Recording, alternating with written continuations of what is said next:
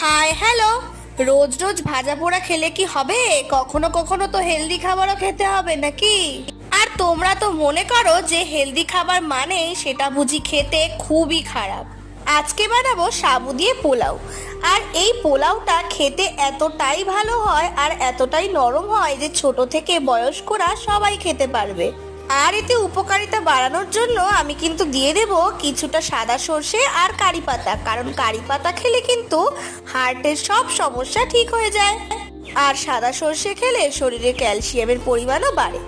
তাছাড়া আজকালকার অনেক বাচ্চারই হজমের সমস্যা, তাদের গমের যে কোনো জিনিস খেলেই অ্যাসিডিটি হয়ে যায়। তারা কিন্তু সাবুটা খেলে তাদের শরীরের ওজনও বৃদ্ধি হবে আর হজমের সমস্যাও দূর হয়ে যাবে। তাহলে হলো তো এক কাজে দু কাজ, যেমন টেস্টি খাবার তেমন শরীরের জন্য অনেক ভালো। তোমরা বাড়িতে ট্রাই করো আর ভালো লাগলে চ্যানেলটা সাবস্ক্রাইব করে দিও। বাই।